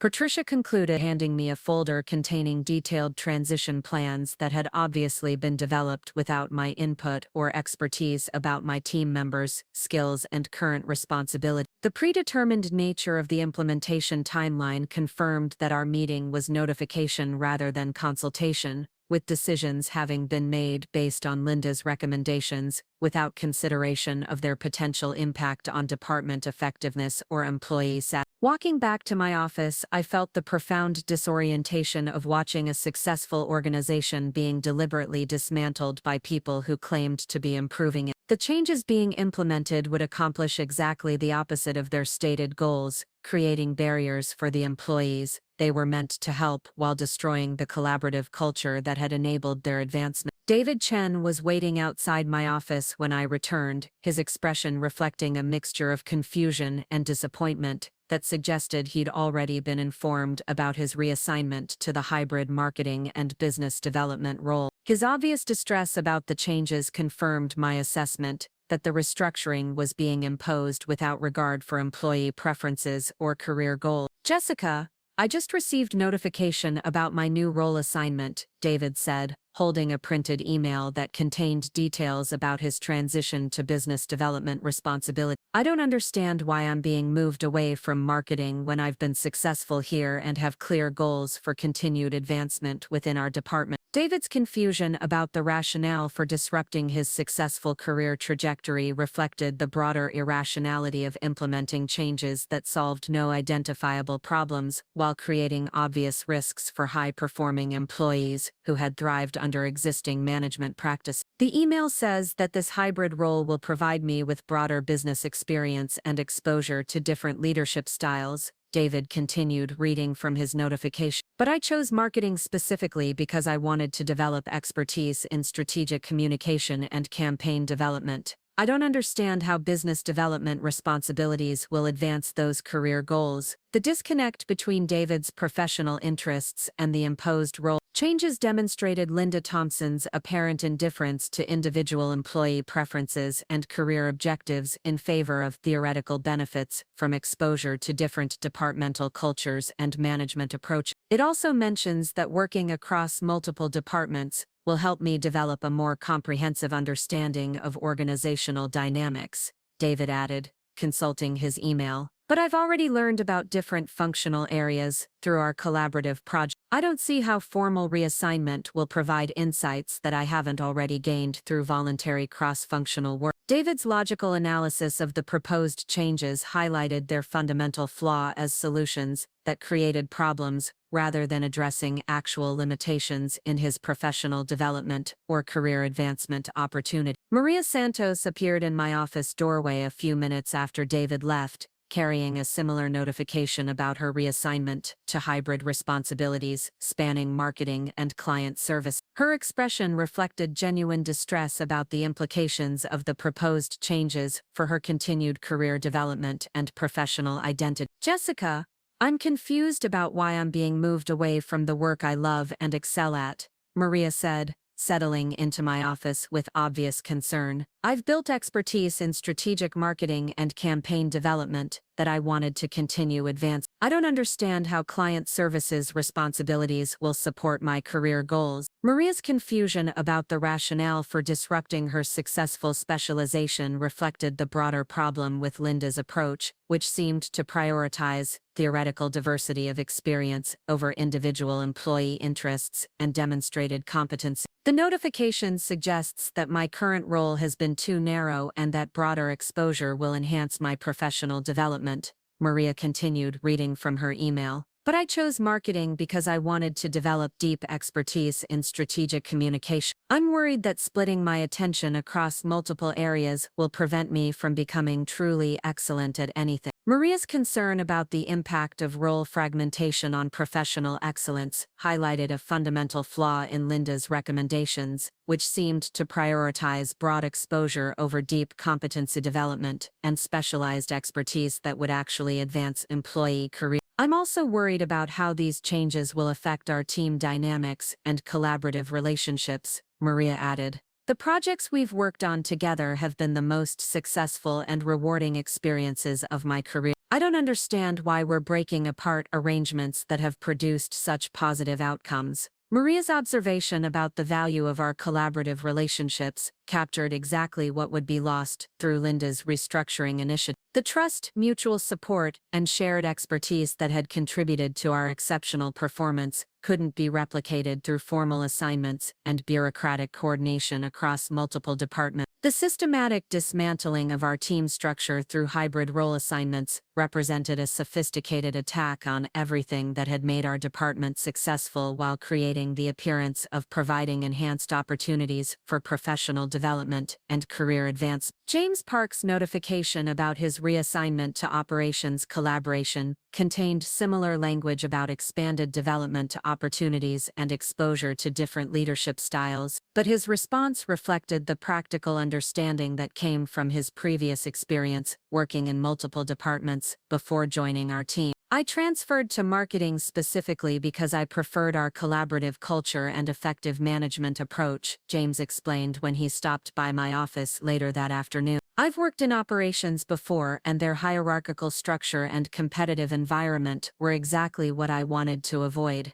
James's comparison between different departmental cultures provided concrete evidence that Linda's recommended changes would expose our team members to less effective management approaches while dismantling the collaborative relationships that had contributed to their professional satisfaction and career success. The notification says that my operations collaboration will help me develop process improvement skills and exposure to different leadership methodologies, James continued, consulting his reassignment details. But I already understand operations processes from my previous experience there. I don't need additional exposure to management styles that I deliberately chose to move away from. James's perspective on the forced collaboration highlighted the absurdity of requiring employees to work with departments they'd already evaluated and found less effective than their current arrangement. Linda's recommendations seemed designed to ignore individual preferences and demonstrated career choices in favor of theoretical benefits from diverse exposure. I'm concerned that this reassignment is actually a punishment for being satisfied with our current team culture and management approach, James observed with characteristic directness. It feels like we're being told that our positive experiences were somehow illegitimate and need to be corrected through exposure to different environments. James's interpretation of the reassignments as punishment for satisfaction captured the psychological impact of Linda's restructuring initiative, which transformed employee contentment from evidence of effective management into proof of problematic dependency that required correction. The comprehensive nature of the role reassignments affecting David, Maria, and James confirmed that Linda Thompson's restructuring plan was designed to systematically dismantle our department's effectiveness while creating the appearance of providing enhanced development opportunities for individual employees. That evening's conversation with Michael revealed that Linda had successfully positioned the marketing department restructuring as a pilot program that would demonstrate the effectiveness of her organizational development methodology before expansion to other areas of the company. Her ability to present destructive changes as innovative improvements suggested sophisticated manipulation of executive perceptions and decision-making process. Bob Sterling is particularly excited about the cross-functional collaboration model that Linda developed for the marketing team, Michael said while reviewing company updates on his tablet. If the pilot program demonstrates improved performance and employee satisfaction, he wants to implement similar restructuring throughout the organization. The expectation that fragmenting successful teams would improve performance revealed the extent to which Linda had convinced leadership to prioritize theoretical benefits over documented outcomes, transforming proven effectiveness into experimental hypothesis that required testing through organizational disruption. Linda thinks that breaking down departmental silos will create more innovative solutions and better collaboration across the entire company, Michael continued, unknowingly describing the destruction of the very collaborative culture that had made our department most effective. The irony that Linda's silo-breaking initiatives would actually reduce collaboration by disrupting established working relationships and introducing competing priorities demonstrated the fundamental contradiction between her stated goals and likely outcomes. Emma looked up from her homework at the kitchen table, having listened to our conversation with growing concern about the workplace changes that were affecting our family discussions and my obvious stress about professional developments beyond my control. Mom, it sounds like someone is conducting an experiment on your team without asking if they want to participate, Emma observed with the ethical clarity that often cut through adult rationalizations. In science, you need informed consent before you test theories on people. Her analogy to scientific ethics highlighted exactly what was problematic about using our successful department as a testing ground for unproven organizational development theories without considering the potential negative consequences for individual employees or team effectiveness. Sometimes organizations need to try new approaches to ensure they're providing the best possible opportunities for all employees, Michael replied, defending Linda's experimental approach to workplace restructuring. But if the current approach was already providing good opportunities and people were happy, wouldn't you want to prove that your new theory was better before you forced people to participate in it? Emma asked with logical consistency. Her question exposed the fundamental ethical problem with Linda Thompson's work at Meridian, which prioritized theoretical improvement over demonstrated effectiveness while ignoring employee preferences and career goals in pursuit of abstract organizational depth. The following week brought the official implementation of the marketing department restructuring, with David, Maria and James beginning their new hybrid responsibilities while attempting to maintain their existing project commitments and collaborative relationships. The practical challenges of serving multiple supervisors with different priorities and management styles immediately created the confusion and inefficiency that I'd predicted. David's attempt to balance marketing campaign development with business development responsibilities resulted in delayed project timelines and divided attention that compromised the quality of both sets of activities. His frustration with the competing demands and unclear accountability structures confirmed that the hybrid role assignment was creating exactly the problems it was supposed to solve. I'm spending more time coordinating between departments and clarifying conflicting priorities than actually developing marketing strategies or business development initiatives, David reported during one of our brief check-in meetings. The hybrid role is making me less effective at both types of work rather than enhancing my capabilities in either area. David's experience demonstrated the practical failure of Linda's restructuring approach, which had prioritized theoretical benefits over realistic assessment of how divided responsibilities and competing supervisors would actually affect employee performance and job satisfaction. Maria's similar struggles with split attention between marketing and client services created additional evidence that the reorganization was generating exactly the inefficiencies and frustrations that effective departmental structure was designed to prevent. Her expertise in strategic marketing was being diluted rather than enhanced through forced collaboration with client services managers who had different priorities and evaluation criteria. I feel like I'm disappointing everyone because I can't give full attention to either marketing projects or client services responsibilities, Maria explained during our conversation about her adjustment challenges. The hybrid role is making me feel less competent, rather than more well-rounded. Maria's emotional response to the role fragmentation highlighted the psychological cost of Linda's restructuring initiative, which was undermining employee confidence and professional identity rather than supporting career development and skill enhancement. The systematic disruption of our team's effectiveness through hybrid role assignments provided concrete evidence that Linda Thompson's diversity and inclusion initiative was actually harmful to both individual employees and organizational performance, despite its use of progressive language and theoretical justification.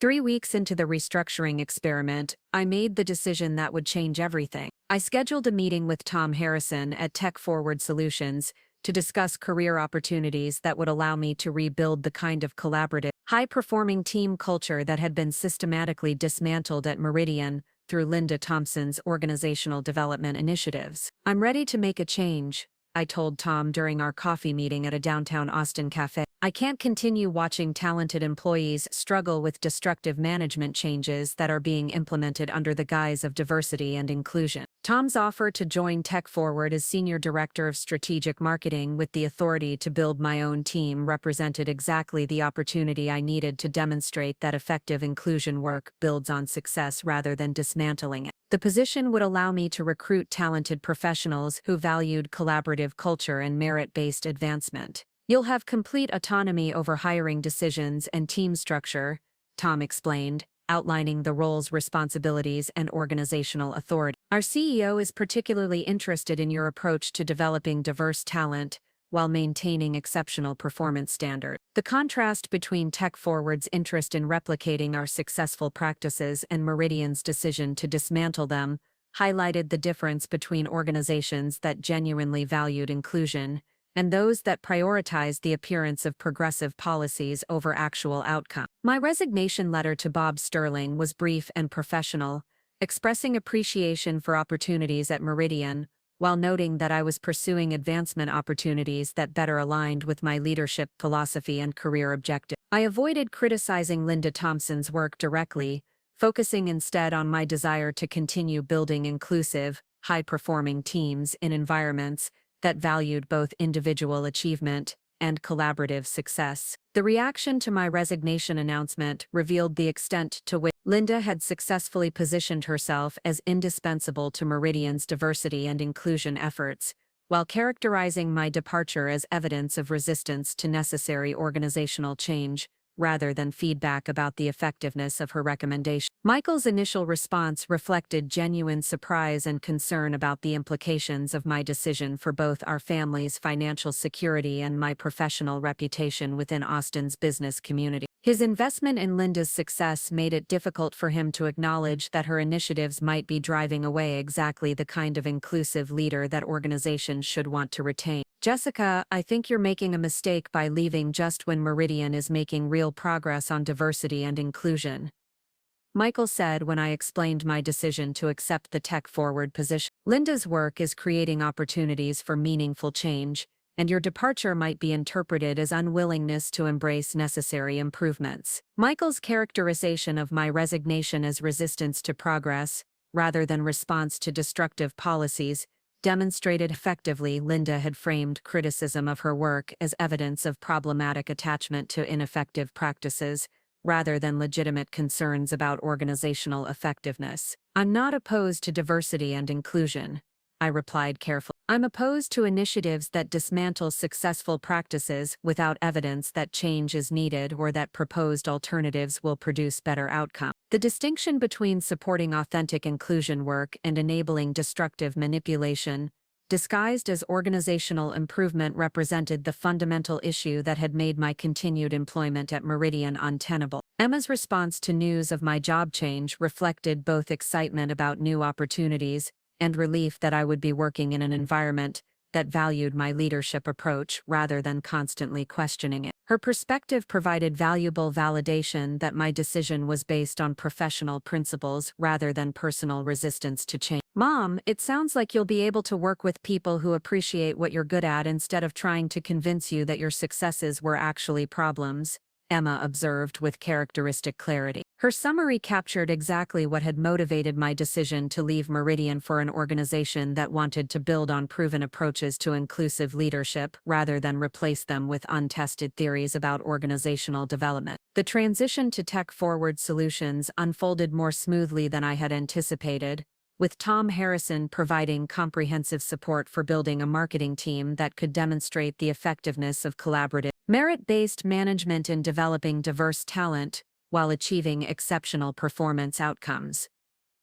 Within 6 months, I had recruited David Chen, Maria Santos, and James Park to join Tech Forward's expanded marketing department, offering them the opportunity to continue their professional development in an environment that valued their contributions and supported their career goals rather than fragmenting their responsibilities across competing departments. This feels like coming home, David said during his first week at Tech Forward, settling into his new role as senior marketing strategist with clear advancement opportunities and focused professional development support. I can concentrate on becoming excellent at strategic marketing instead of trying to balance competing priorities and conflicting supervision. David's relief at returning to focused professional development highlighted the contrast between authentic career growth and the artificial exposure that Linda Thompson had promoted as beneficial for employee advancement. Maria's transition to senior campaign manager at Tech Forward allowed her to deepen her expertise in strategic communication, while contributing to innovative client engagement initiatives that built on her strengths rather than diluting them across multiple functional areas. I feel confident and competent again, Maria explained during our first team meeting at Tech Forward. I can use everything I learned at Meridian while continuing to grow in directions that match my interests and career goals. Maria's renewed confidence demonstrated the importance of aligning professional development opportunities with individual employees' strengths and objectives rather than imposing theoretical benefits that ignore personal preferences, and demonstrated competence. James Park's role as marketing operations manager at Tech Forward utilized his experience with both marketing strategy and process improvement, while allowing him to work within the collaborative culture he had specifically chosen over hierarchical alternatives. This is exactly what I was hoping for when I transferred to marketing at Meridian, James said, reviewing his new responsibilities and team structure. I can contribute to both strategic planning and operational efficiency without having to navigate competing loyalties and conflicting management styles. James's satisfaction with his new role confirmed that effective professional development builds on employee preferences and demonstrated interest rather than forcing exposure to management approaches that individuals have already evaluated and rejected. The success of our reconstituted team, Tech Forward, provided compelling evidence that the collaborative culture and merit-based advancement practices that Linda Thompson had characterized as problematic were actually effective approaches to inclusive leadership that could be replicated and sustained in organizations that valued both individual achievement and collaborative success. Michael's gradual recognition that my departure from Meridian had been professionally strategic rather than personally resistant emerged over several months as Linda Thompson's restructuring initiatives failed to produce the improved performance and employee satisfaction that had been promised to justify the disruption of successful departmental practice. The marketing department's performance metrics have declined significantly since the restructuring, Michael admitted during one of our conversations about workplace developments at Meridian. Bob Sterling is questioning whether the cross-functional collaboration model is actually improving outcomes or just creating confusion and inefficiency. Michael's acknowledgement that Linda's initiatives were producing negative results rather than enhanced performance represented an important shift in his perspective on organizational development work and the importance of evidence-based evaluation of workplace policy. Linda says that the initial performance decline is normal during transition periods and that long-term benefits will emerge once employees adapt to the new collaborative structures. Michael continued, revealing that Linda was using predictable explanations to justify disappointing outcomes, claimed that poor results were temporary growing pains rather than evidence of flawed methodology, demonstrated Linda's ability to avoid accountability for negative consequences while maintaining her position as organizational development expert, despite documented failure to achieve stated objectives. Emma's observation about the situation reflected her continuing ability to identify fundamental logical problems with adult rationalizations and organizational behavior that prioritized theory over evidence. If someone's changes make things worse instead of better, why would you keep believing their explanations about why that's actually good? Emma asked with characteristic directness. Her question highlighted the essential issue with Linda Thompson's work at Meridian, which relied on theoretical justifications for practices that were producing demonstrably negative outcomes for both individual employees and organizational performance. The eventual recognition that Linda's diversity and inclusion initiatives had actually decreased rather than improved workplace equity and effectiveness led to her departure from Meridian 8 months after my resignation. But the damage to departmental culture and employee satisfaction required much longer to repair. My experience at Meridian taught me that authentic diversity and inclusion work celebrates and builds on existing successes rather than dismantling them in pursuit of theoretical improvement. Effective leaders create environments where diverse talent can thrive by focusing on merit-based advancement, collaborative culture, and individual career development, rather than imposing bureaucratic solutions that ignore employee preferences and demonstrated outcomes. The team we built at Tech Forward Solutions became a model for inclusive leadership that attracted talented professionals from diverse backgrounds who wanted to work in environments that valued both individual achievement and collaborative success. Our approach demonstrated that genuine inclusion emerges from creating opportunities for all employees to contribute their best work rather than implementing systems that fragment effective relationships and dilute professional expertise. Sometimes the most powerful response to destructive change is not resistance, but relocation.